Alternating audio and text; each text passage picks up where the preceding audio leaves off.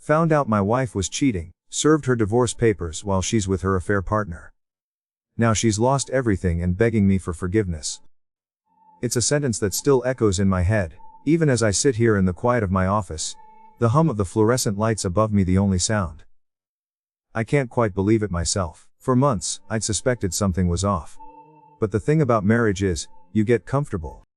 You stop noticing the little changes, the shifts in routine, the small red flags that are easy to explain away.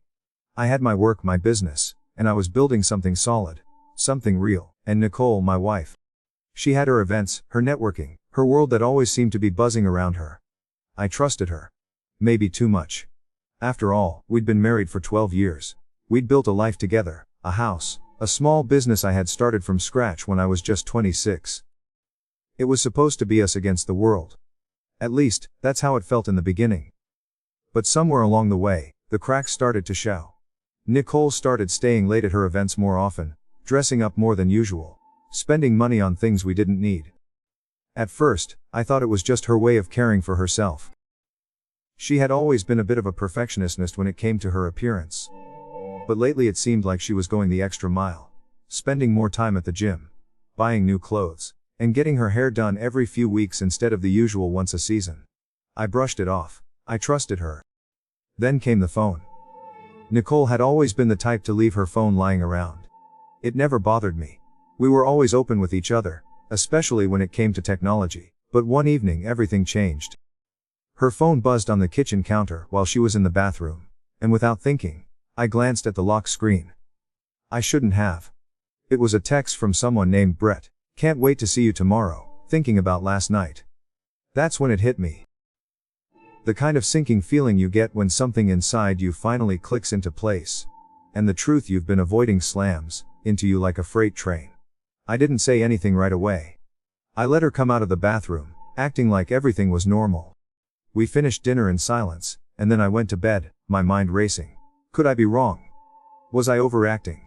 I wanted to believe it was a misunderstanding, that I was jumping to conclusions, but deep down I knew. For the next few days I watched her more closely. I started noticing patterns. She was always on her phone, keeping it face down whenever I was around, taking it with her when she went into the bathroom. She started acting jumpy when I was near, making excuses for why she needed privacy. But it wasn't until I started digging through our phone records and credit card statements that the reality started to sink in. There it was, in black and white. Hundreds of calls and texts with Brett, all hours of the night. Some while she was supposed to be working late. Some when she said she was out with friends. And then there was the money. The money I hadn't noticed slipping away. Hotel stays, dinners at places we had never been. Weekend trips that didn't make sense. It was all there, and it was all pointing to the same conclusion. I wasn't wrong. I felt numb at first, the kind of numbness that makes your skin feel like it's a little too tight, like you're floating above your body. It wasn't the shock you might expect. I wasn't angry yet, just hollow. I had to make sure. I had to know for certain, so I did what anyone in my position would do.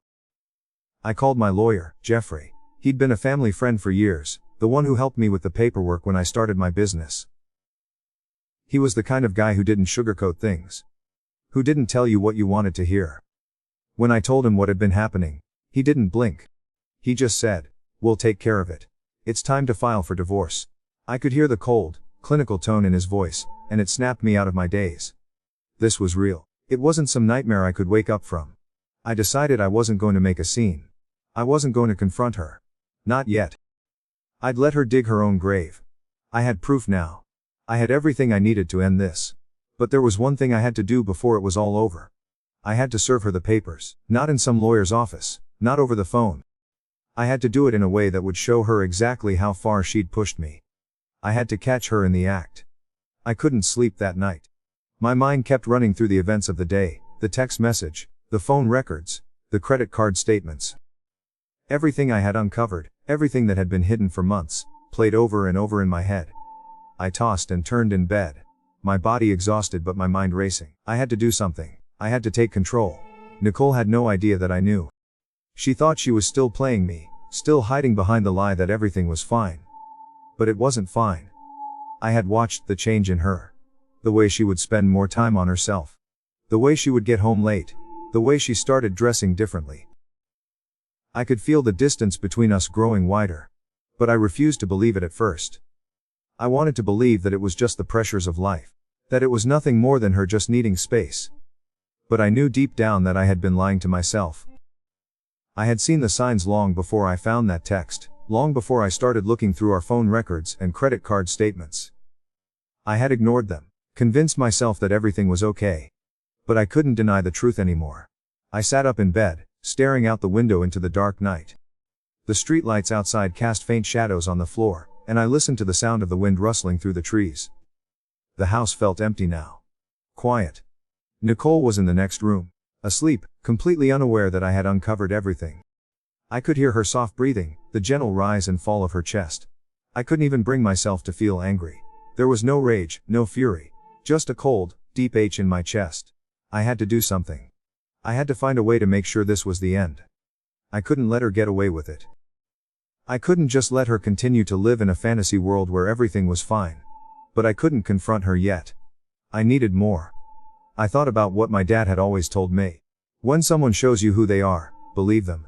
I had to believe what I had seen. Nicole had shown me who she was. I wasn't going to let my emotions cloud my judgment. I wasn't going to give her a chance to manipulate me, to talk her way out of it. I had to be smart about this. I had to play it carefully. The next morning, I went into work early. The crew was already there, and I had a million things to do, but my mind kept drifting back to Nicole. To what I had uncovered. I couldn't focus. I had to make a plan. And I couldn't do it alone. That's when I called Jeffrey. Jeffrey had been my lawyer for years. He helped me set up my business, handled all the legal stuff for me, and he was the one person I trusted to keep things professional. He had seen me at my lowest, back when I was starting out, and he had seen me at my best. He knew I wasn't the type to make rash decisions. He also knew how to play the game. When I told him what was going on, he didn't even flinch. He didn't ask for details or give me sympathy. He just said, "We'll take care of it. It's time to file for divorce."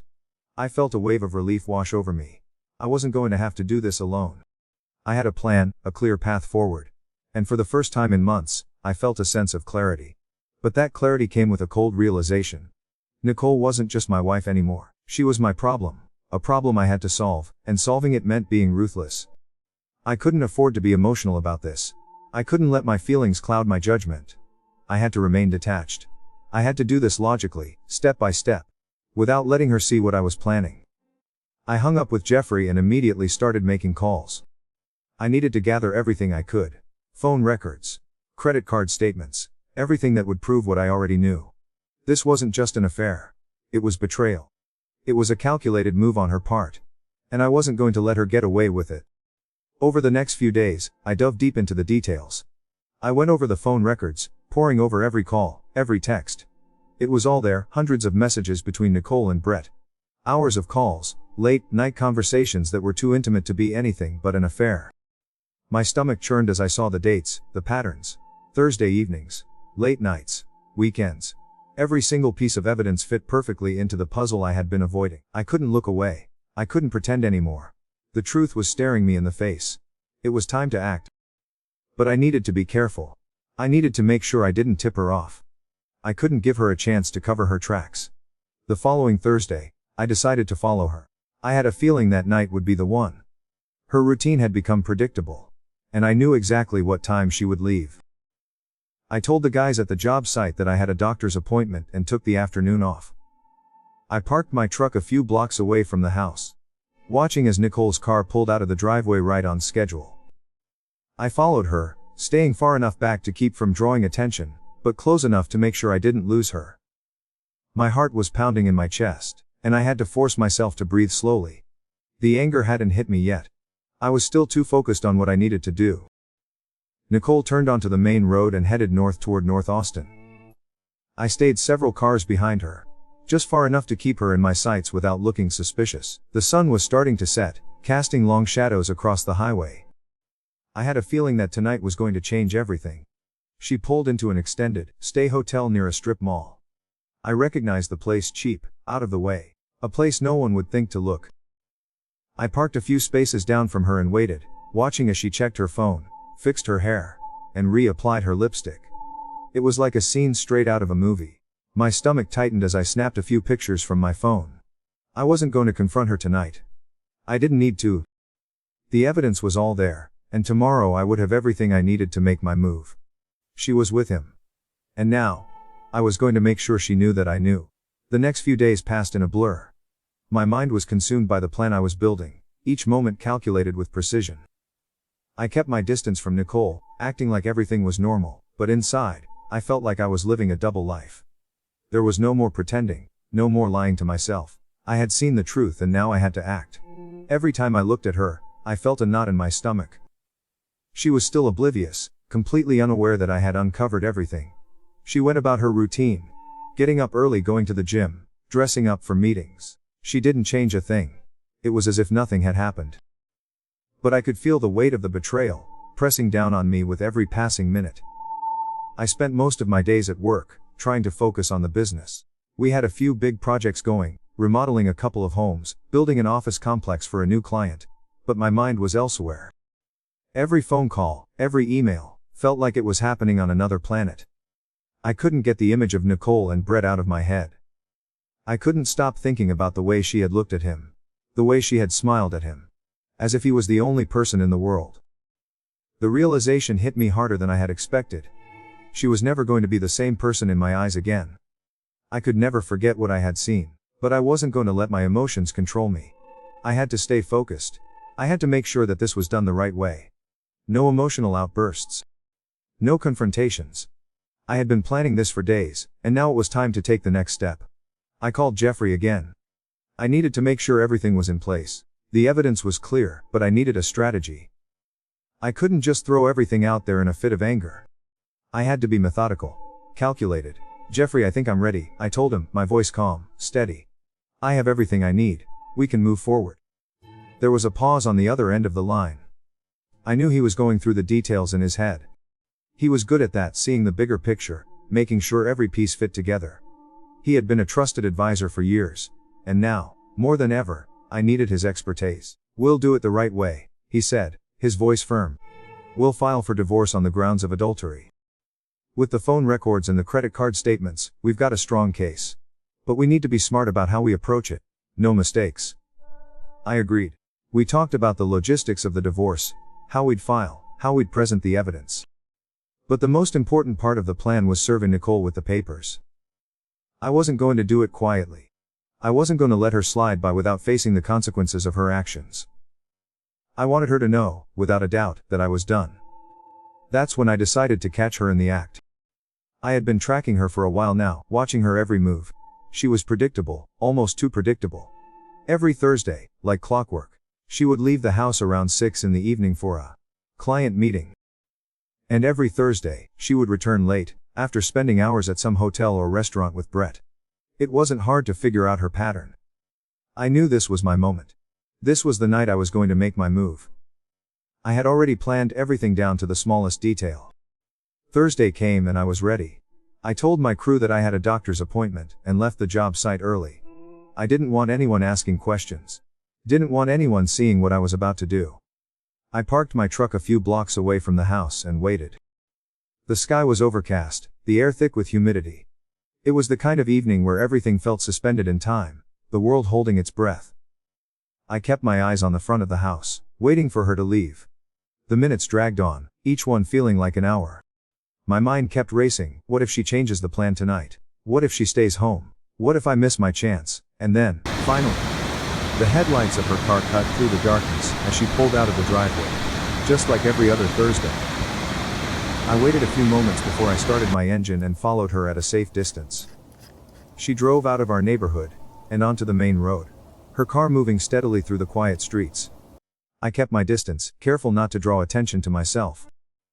The night air felt heavy as I followed her, my hands gripping the steering wheel tight. The drive felt long, like time had slowed down, but I knew exactly where she was going. I had already memorized the route.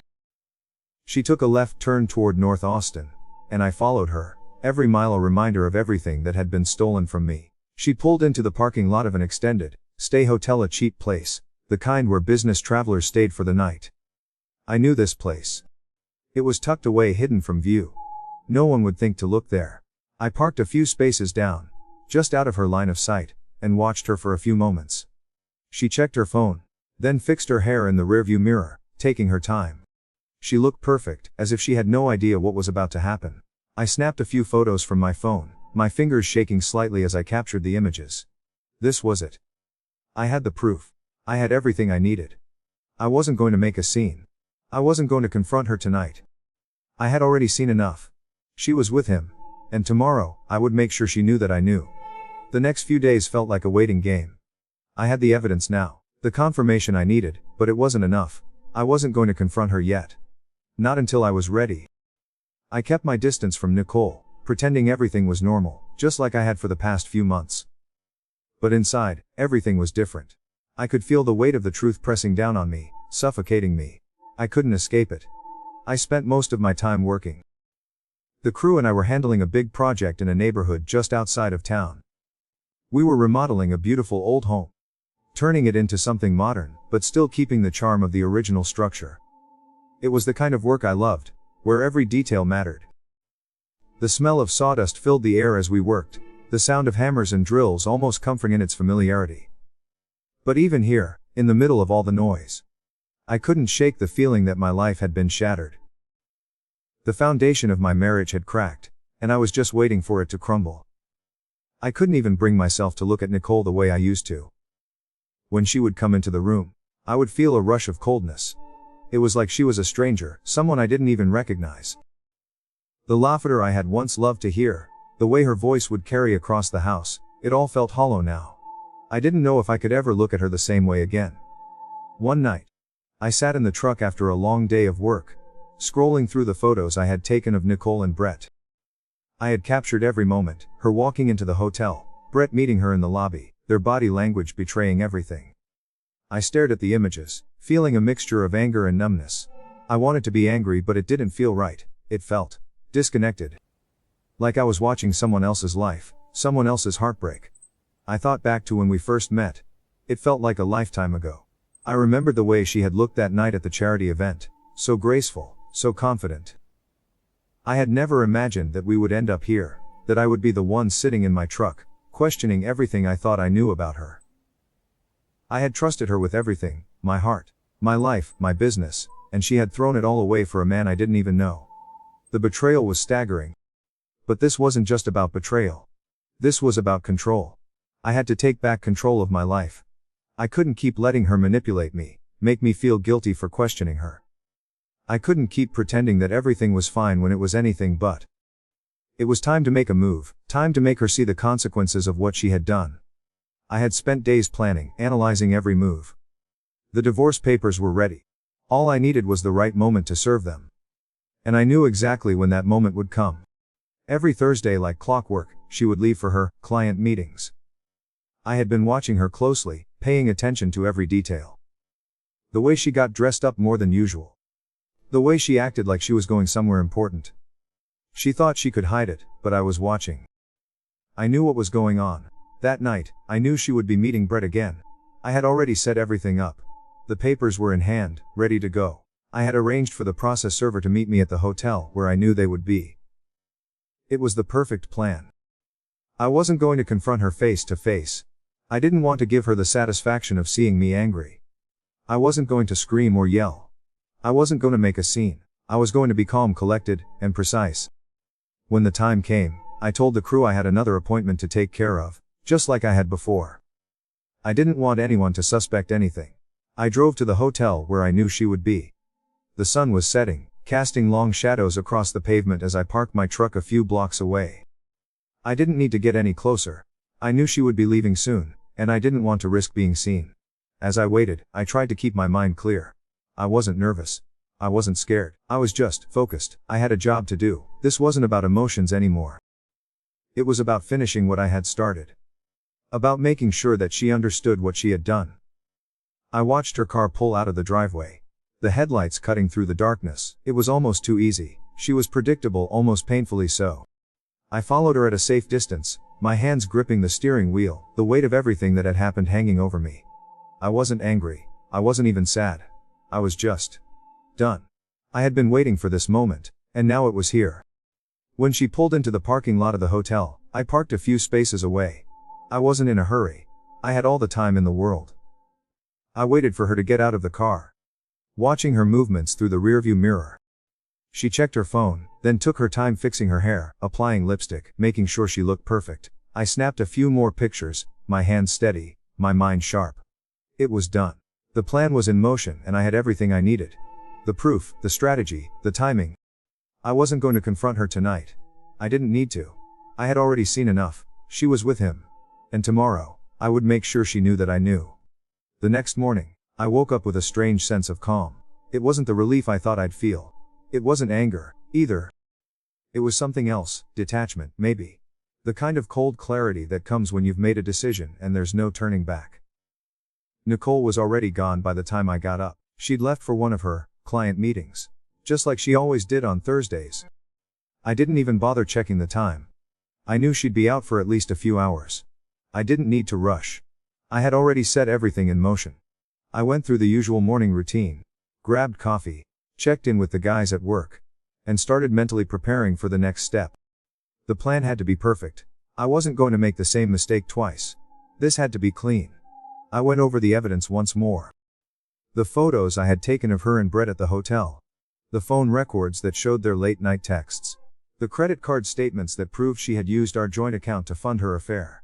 All of it was right there. All of it laid out in front of me, undeniable. There was no escaping it. I called Jeffrey at around 10 o'clock. "I'm ready," I said. My voice was steady, but there was an edge to it. I wasn't sure if it was excitement or nervousness, but I felt the weight of what was coming. "We'll go with the plan," he said. "I'll have the process server meet you at the hotel. We'll serve her while she's there with him. It's the best way to make sure she gets the message."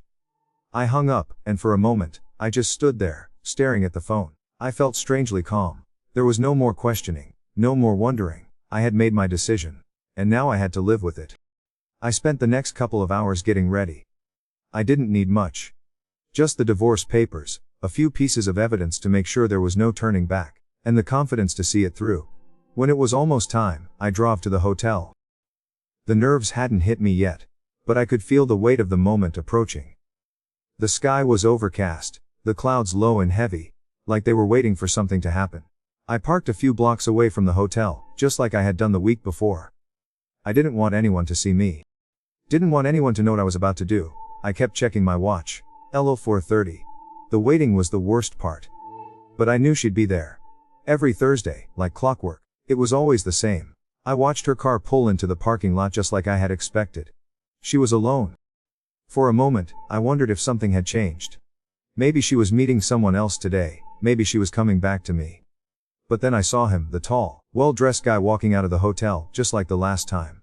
Brett. I didn't even need to see the way she smiled at him, the way her eyes lit up when he touched her arm. I had already seen it all before. But it didn't make it any easier. I didn't feel anger or jealousy, just emptiness. I watched them walk in the hotel lobby together, their bodies close, their chemistry undeniable. It was everything I had feared, everything I had suspected. And now, it was all coming to a head. I was in position, just across the parking lot, making sure I didn't get too close. I had my phone ready to record everything. I couldn't afford to miss any of this. The process server would be here soon. I could already hear the sound of his footsteps as he approached from behind. I turned and looked back toward the hotel, focusing on Nicole and Brett as they disappeared inside. I could feel my heart beat a little faster now.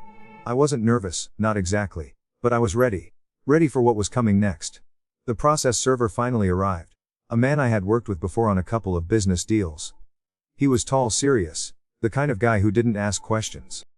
He knew his job, and he did it well. We didn't need to exchange words. I handed him the papers and gave him a nod. He understood. This was business. He would handle the rest. "Give it to her when she's with him," I said, my voice calm but firm. He gave me a nod and walked toward the hotel. I stood there for a moment longer, trying to make sense of what was happening. My life, everything I had worked for, was about to change. I had already made the decision, but that didn't make it any easier. There was no turning back now.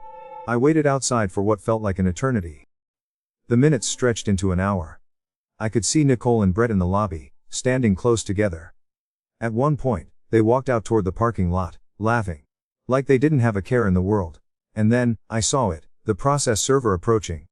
He moved swiftly without hesitation. his footsteps echoing in the quiet parking lot. Nicole saw him before I did. She froze, her expression changing from joy to shock in an instant. He handed her the divorce papers. I could tell by the look on her face that she didn't know what to do. She stared at the papers, her hands shaking. I could almost hear her thinking, how did he find out? But she didn't get the chance to say anything. She stood there, completely still, as Brett stared at her, confused. She looked from him to the papers and then back to him, her mouth opening, but no words coming out. I didn't need to see more. It was done. The moment had arrived. It wasn't about me getting closure. It wasn't about me making her understand. It was about taking control of the situation, about ensuring that she knew there were consequences for what she had done. I turned and left, my heart still heavy but resolute. This was my moment. The plan had worked. She would never forget what had happened today. And neither would I. The next few hours felt like a blur. I had done what I set out to do, and now it was up to Nicole to react. But as I sat in the quiet of my truck, parked a few blocks away, I felt a strange sense of detachment. It wasn't relief, and it wasn't satisfaction. It was something else. It was like I had been holding my breath for months, and now, I could finally exhale. But even as I sat there, trying to process what had just happened, the reality of it all began to sink in. I had just served her the divorce papers. I had caught her in the act. And now, she knew that I knew. The weight of the moment was starting to hit me, but I couldn't bring myself to feel any anger. The truth was, I was beyond that now. I wasn't looking for revenge or some grand confrontation. I wasn't even sure what I wanted anymore. I just knew I couldn't keep living in this limbo, pretending like everything was fine when it wasn't. The sound of my phone vibrating broke me out of my thoughts. I looked at the screen. Nicole. My stomach twisted. I knew what she was going to say. I didn't answer. The phone rang again, this time from a different number. I didn't recognize it, but I had a feeling it was still Nicole. I let it ring out, the vibrating sensation almost too much to bear. She would try again, I knew that. She would beg, she would cry, and she would probably ask for forgiveness. But I had already made up my mind. There was no going back now. After a few more missed calls, the texts started. They came in rapid succession, her words almost desperate. What the hell is this? Call me right now. This is insane. You can't do this. The messages kept coming, each one more frantic than the last. I read them, but I didn't feel anything. I didn't even want to reply. I wasn't doing this to hurt her. I was doing it to protect myself. I had spent far too long letting her have the upper hand. And I wasn't gonna let her manipulate me anymore. I let the phone ring again, turning it to silent. I focused on the road, the hum of the tires against the pavement. It felt like a lifetime ago that I had been sitting in that same truck, watching Nicole get in her car, knowing nothing of what was happening behind closed doors. The weight of it all hit me again, but this time, it didn't make me feel weak. It made me feel stronger. Nicole's calls stopped after a while, and the silence that followed felt almost peaceful. I parked my truck by the side of the road, just outside the hotel, and waited. I knew she would be coming back soon, probably with Britt and Tao. I didn't want to see her with him, not yet. I wasn't ready to watch her walk back into my life, acting like nothing had happened. I couldn't. And then, I saw her. She was walking out of the hotel lobby, her face pale, her expression blank. She was alone. Brett must have already left. She glanced around, probably looking for me. But I didn't show myself. I stayed where I was, out of sight. I didn't need to be there. She stopped in the parking lot, her eyes scanning the area. Then she pulled out her phone. I could almost see her mind working as she typed out another message to me, probably begging me to talk to her, to explain why I was doing this. But I couldn't give her that satisfaction. I watched her stand there for a few minutes, her shoulders hunched, her body language defeated. Finally, she got into her car and drove off, her tires screeching against the pavement as she sped away. I didn't move. I just sat there, watching the streetlights flicker in the distance, the cold air filling the truck as I opened the window. I had done what I needed to do. I had confronted the truth, and now, it was up to her to face the consequences. As I sat there, the reality of what had just happened started to sink in. I wasn't gonna let her back into my life. I couldn't. There was no going back from this. The woman I had loved, the woman I had trusted, had betrayed me in the worst possible way. And now, she was paying for it. I took a deep breath and let it out slowly. It wasn't a sense of victory, but it was something. Something that felt like closure. Finally, after all this time, I had control. And I was going to keep it that way. When I got home, the house was eerily quiet. Nicole's things were still here, scattered around the house like nothing had changed. I couldn't look at them. I couldn't look at anything that reminded me of her. I walked through the living room, the place where we had spent so many nights together, and I felt a twinge of something, maybe regret, maybe sadness. But it wasn't for her. It was for the person I used to be. The man who thought everything was fine when it wasn't. I sat down on the couch, staring at the empty space beside me, and for the first time in months I felt nothing. Not anger, not sorrow, just nothing. The chapter had closed. And now, it was time to move on. As I sat there, the phone buzzed again. Another message from Nicole. "I'm sorry. Please, let's talk." I didn't reply. This was over. There was nothing more to say. The court date was set for 2 weeks later. I tried not to think about it, but it was hard to avoid. Every time I looked at Nicole's things still scattered around the house, it hit me again. This wasn't just about a marriage falling apart. It was about everything we had built together being erased. The house, the business, our life, it was all disintegrating into something unrecognizable. And yet, even with all of that swirling around me, I knew one thing for sure: this had to happen. The moment I had served the divorce papers, it was like a switch flipped. Nicole had been in shock, unable to comprehend what was happening. For the first few days, she didn't even attempt to contact me. Maybe she thought I'd changed my mind, or maybe she was just too humiliated. But it didn't last. She started calling, texting, and leaving messages. At first I let it go to voicemail. I wasn't interested in hearing her plead. I knew what she was going to say, how sorry she was, how it was all a mistake, how she wanted to make things right. But I couldn't let myself go back down that road. I was done. I couldn't help but feel a small sense of vindication when I saw her name flash across my phone screen. After everything she had done, she was the one now on the other end, asking for something, anything, to fix what she had destroyed. But I didn't pick up. I just stared at the phone and let it ring. She tried again later that evening, and I made sure to ignore it once more. The messages came flooding in. "Please pick up. I need to talk to you. This is insane. I don't deserve this." It felt like she was on autopilot, typing out each message in desperation. I could almost hear the panic in her voice, but I wasn't giving in. The next morning, there was a knock at the door. I wasn't expecting anyone, but when I opened it, I found Nicole standing there, her eyes red from crying. For a moment, I almost didn't recognize her. This wasn't the woman I had spent years building a life with. This was someone else, someone desperate, broken.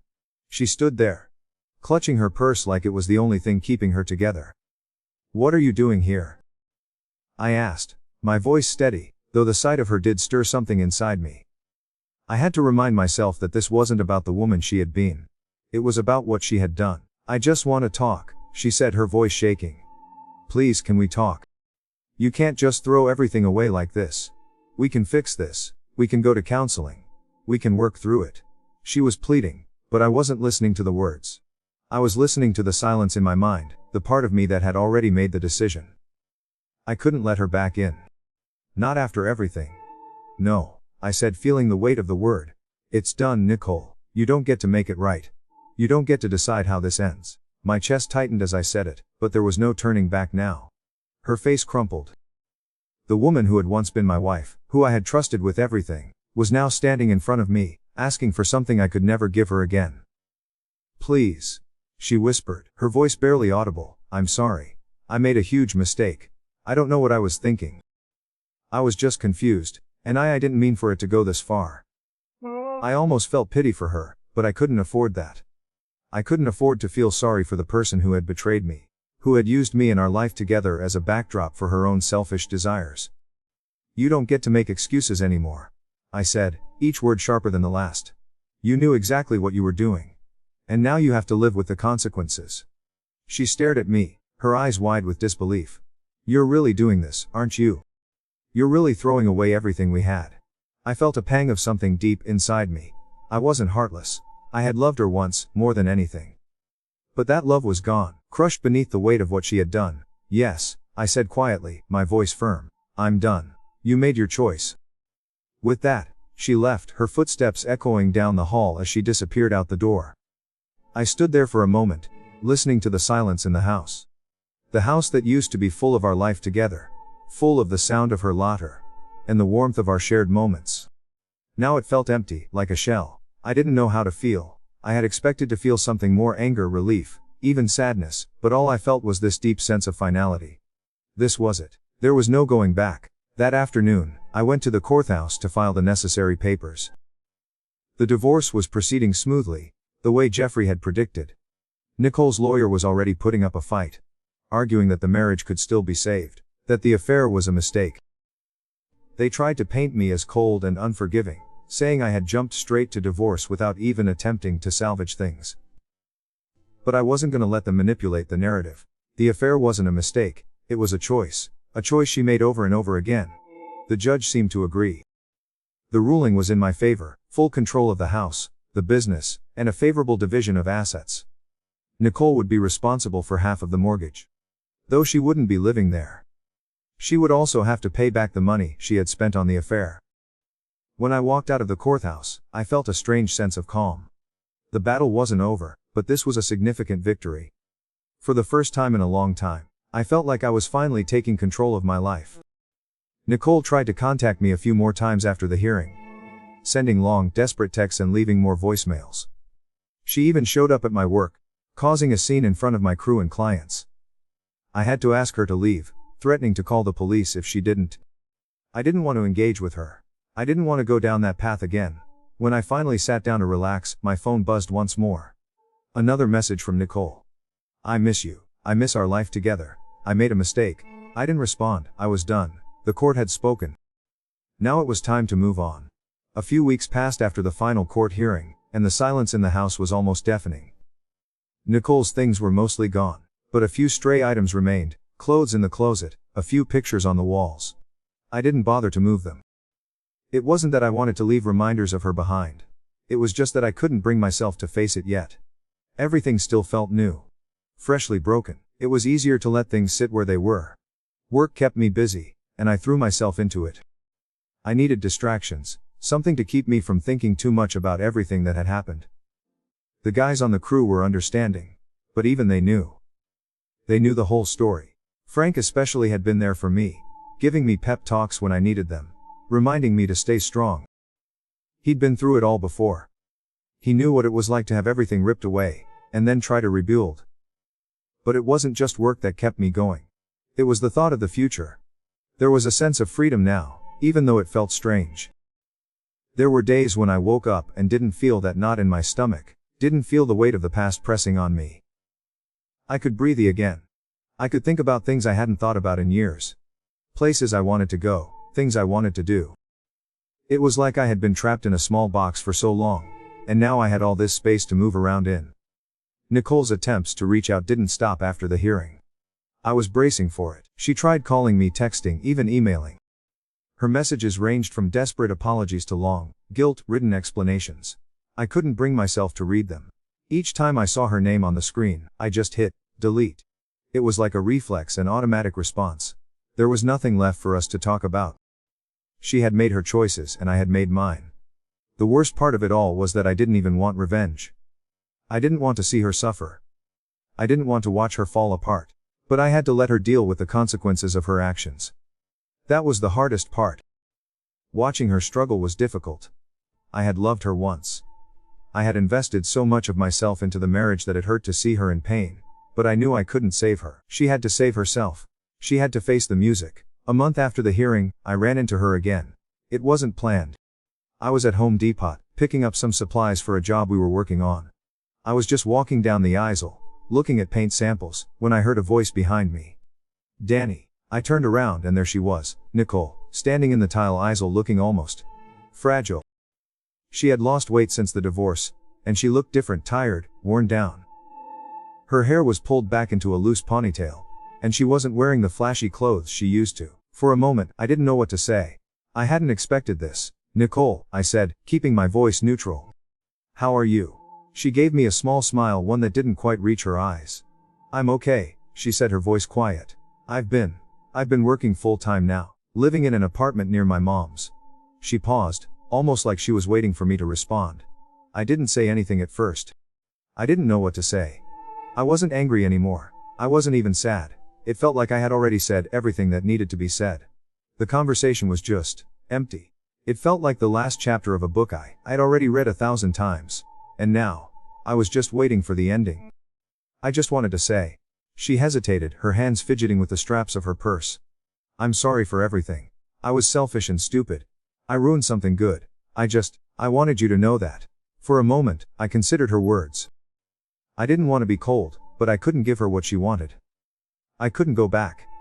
I had already moved on, whether I was ready for it or not. I appreciate you saying that, I finally said. But it doesn't change anything. Her face fell. I know, she whispered. I don't know what I was thinking. I didn't respond. What was there left to say? I wasn't the same person I had been when we were married. I wasn't the man who had tried to fix everything, who had put up with her mistakes for so long.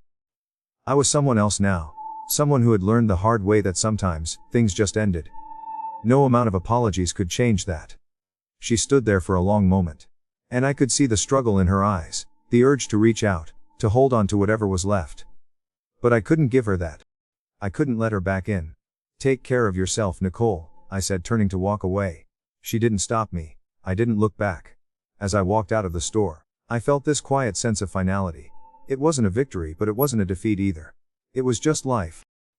Things had changed, and I had changed with them. I didn't know what the future held, but for the first time in a long time, I was okay with that. The past was behind me, and now, I could move forward. The sun was setting as I drove home, casting long shadows across the road. It felt like the world was starting to breathe again. And for the first time in a long time, I was ready to breathe with it.